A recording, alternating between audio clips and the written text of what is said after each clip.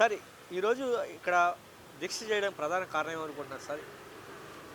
Neat parents association వాళ్ళు దీక్ష చేస్తున్న దానికి సంఘీభావం తెలియజేయడానికి వైఎస్ఆర్సీపీ రాష్ట్ర నాయకత్వం, జిల్లా నాయకత్వం ఆదేశాల మేరకు నేను ఇక్కడికి రావడం జరిగింది. నేను డాక్టర్ అంబటి నాగరాధాకృష్ణ యాదవ్, వైఎస్ఆర్సీపీ ఎన్టీఆర్ జిల్లా వైద్య విభాగం అధ్యక్షుడిని. నీట్ పేరెంట్స్ డిమాండ్స్ ఏంటంటే మెడికల్ సీట్లు పెంచాలని, 2 నియంత్రణ లేకుండా ఫీజులు వసూలు చేస్తున్నారు మెడికల్ కాలేజీల్లో, దాన్ని ప్రభుత్వం నియంత్రించాలని.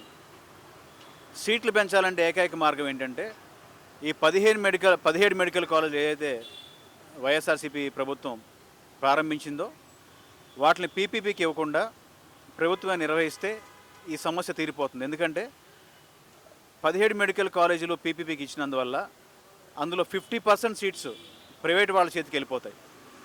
అంటే అర్హత ఉండి డబ్బు లేకపోతే ఆ విద్యార్థి చదువుకునే అవకాశం ఉండదు.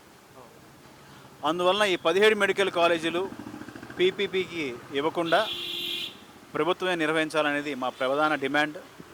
2 ప్రైవేట్ మెడికల్ కాలేజీలు అన్న తర్వాత క్వాలిటీ ఎడ్యుకేషన్ పెరుగుతుంది అనేది వీళ్ళ వాదన. ప్రైవేట్ మెడికల్ కాలేజీలు షాడో స్టాఫ్ని పెడతారు, 50% కన్నా తక్కువ స్టాఫే ఉంటారు. ఎన్ఎంసీ గైడ్లైన్స్ ప్రకారం 50% కన్నా తక్కువ మంది స్టాఫే ఉంటారు, మిగతా అంతా షాడో ఫ్యాకల్టీ. ఇన్స్పెక్షన్కి వచ్చినప్పుడు వాళ్ళు కనిపిస్తారు, మళ్ళీ ఇన్స్పెక్షన్ వరకు వాళ్ళు కనిపించరు. ఇంకో ప్రధానమైన లోపాలు ఏముంటాయంటే ఓపీ, అవుట్ పేషెంట్ డిపార్ట్మెంట్లో ఇంత ఓపీ ఉంటే కానీ మీకు ఇన్ని సీట్లు ఇవ్వనేది ఎన్ఎంసీ గైడ్లైన్స్.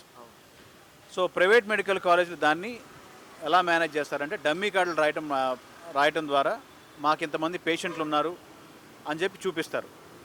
ఆ రోజు అవసరమైతే చుట్టుపక్కల జనాల్ని కూలీకి తీసుకొచ్చి తరలించి ఆ బెడ్లను ఫుల్ చేస్తారు.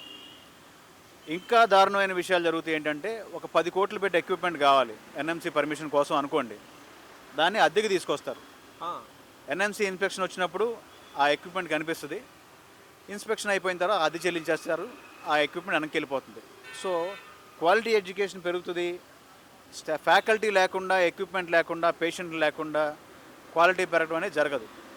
ఈ విషయం ప్రభుత్వంలో ఉన్న వాళ్ళకి తెలుసు, యూనివర్సిటీకి తెలుసు, ఫీ రెగ్యులేటరీ కమిషన్కి తెలుసు, ఎన్ఎంసీ నుంచి ఇన్స్పెక్షన్కి వచ్చే వాళ్ళకు కూడా తెలుసు. కానీ వీళ్ళంతా గ్లవ్ ఇన్ హ్యాండ్ కాబట్టి వాళ్ళ పద్ధతుల్లో వాళ్ళు సాటిస్ఫై అవుతారు కాబట్టి ఈ ప్రైవేట్ కాలేజీలు మనుగడ కొనసాగుతూ ఉంటాయి. రెండవది, ప్రైవేట్ మెడికల్ కాలేజ్ ఒకవేళ నేను స్థాపిస్తే డబ్బులు నాయి ఉంటాయి, ఇన్ఫ్రాస్ట్రక్చర్ నాది ఉంటుంది, పర్మిషన్లు నా ఉంటాయి, అయినా కూడా ప్రభుత్వానికి 50% సీట్లు నేను ఇవ్వాలి ప్రైవేట్ మేనేజ్మెంట్గా. ఇప్పుడు పీపీ ద్వారా జరిగినా కూడా స్థలం ప్రభుత్వానిదే, బిల్డింగు ప్రభుత్వానిదే, పర్మిషన్లు ప్రభుత్వానివే, అయినా కూడా 50% సీట్లే ప్రభుత్వానికి వస్తాయి. దీనివల్ల ప్రభుత్వానికి వచ్చే లాభం కానీ ప్రజలకు జరిగే లాభం కానీ ఏమీ ఉండదు. ఇది కేవలం తమ వాళ్ళని బాగుపరచడానికి ఆ కాలేజీలను అప్పచెప్పటమే. పిల్లలు ఎంతో కష్టపడి, అహర్నిశలు కష్టపడి, మన రాష్ట్ర ప్రజలు, మన పిల్లలు చదువుకొని సీట్లు సాధించాలని అహర్నిశలు కష్టపడితే ఈ తల్లిదండ్రులు పొద్దున్న, సాయంత్రం, మధ్యాహ్నం వాళ్ళని కాలేజీల దగ్గర దింపుతూ, ట్యూషన్ల దగ్గర దింపుతూ, వాళ్ళతో పాటు వీళ్ళు మేల్కొని వాళ్ళని కష్టపడి చదివిస్తే మొన్న కడప మెడికల్ కాలేజీకి వచ్చిన 50 సీట్లని ప్రభుత్వం మేము నిర్వహించలేమని చెప్పి మొట్టమొదటిసారి రాష్ట్రంలోనే, దేశంలోనే మొట్టమొదటిసారి ఏ ప్రభుత్వమైనా సీట్లు వెనక్కి ఇచ్చింది. అటువంటి దుర్మార్గంగా వ్యవహరిస్తూ సీట్లని ప్రైవేట్ వాళ్ళకి అప్పచెప్తూ మన ప్రజలకు కానీ మన విద్యార్థులకు కానీ ద్రోహం చేస్తున్న ప్రభుత్వం. దీన్ని పూర్తిగా వైఎస్ఆర్సీపీ వ్యతిరేకిస్తుంది. దీనికోసం పోరాటాలని ఎంతవరకైనా తీసుకెళ్తాం. వీళ్ళకి మా పరిపూర్ణ మద్దతు తెలియజేస్తున్నాం. సార్ చూస్తున్నారుగా, జగన్మోహన్ రెడ్డి గారు కూడా దీని మీద అవసరమైతే తీసుకున్న విధానాన్ని కూడా ప్రైవేట్ పరం చేస్తే వెనక్కి తీసుకోవడం జరుగుతుంది స్టేట్మెంట్ వచ్చారు. దాని ఏదైనా చూస్తారు? ఖచ్చితంగా వైఎస్ఆర్సీపీ ప్రభుత్వం వస్తే ఆ కాలేజీలను వెనక్కి తీసుకోవడం జరుగుతుంది.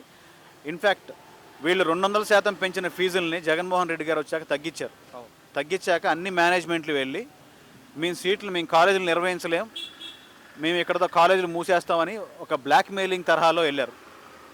మీరు మూసేస్తే ఆ కాలేజీలు మేము టేక్ ఓవర్ చేసి మేము నిర్వహించగలే దమ్ము, సత్తా మాకు ఉంది అని చెప్పి జగన్మోహన్ రెడ్డి గారు చెప్పడంతో వాళ్ళు వెనక్కి తగ్గి మళ్ళీ అదే ఫీజులకి ప్రభుత్వం ఏ ఫీజులు అయితే నిర్ణయించిందో ఆ ఫీజులకే కాలేజీలు నిర్వహిస్తున్నారు.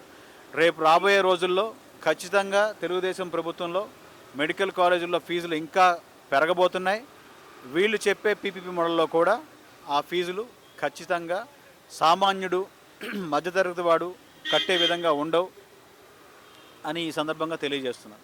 ఖచ్చితంగా మీరు దీన్ని అడ్డుకునే అవకాశం ఉందంటారా మీరు? ఖచ్చితంగా అడ్డుకుంటాం. కోటి సంతకాలు మేము సేకరించిన తర్వాత గవర్నర్ గారిని కలుస్తాం. దాని తర్వాత అవసరమైతే కేంద్ర ప్రభుత్వాన్ని రిప్రజెంట్ చేస్తాం. అవసరమైతే న్యాయ పోరాటాలు కూడా చేస్తాం. ఖచ్చితంగా ఈ ప్రక్రియను అయితే ఖచ్చితంగా అడ్డుకుంటాం. అసలు కాలేజీలే లేవంటున్నారు కదా కూడమే ప్రభుత్వం. లేవన్న దానికే కదా అన్ని చోట్లకి వెళ్ళి కాలేజీలు చూపించాం. కట్టిన కాలేజీలు, అండర్ కన్స్ట్రక్షన్లో ఉన్న కాలేజీలు, రెడీ టు స్టార్ట్ ఉన్న కాలేజీలు. ఆల్రెడీ 3వ సంవత్సరంలో వీళ్ళ డిఎంఈ వెబ్సైట్లో, వీళ్ళ యూనివర్సిటీ వెబ్సైట్లో కూడా ఆ కాలేజీలు చూపిస్తున్నారు. ఆ సీట్లు కౌన్సిలింగ్లో పెడుతున్నారు కదా. కాలేజీలు లేకపోతే ఆ సీట్లు ఎలా వస్తాయి, ఆ కౌన్సిలింగ్లు ఎలా జరుగుతాయి?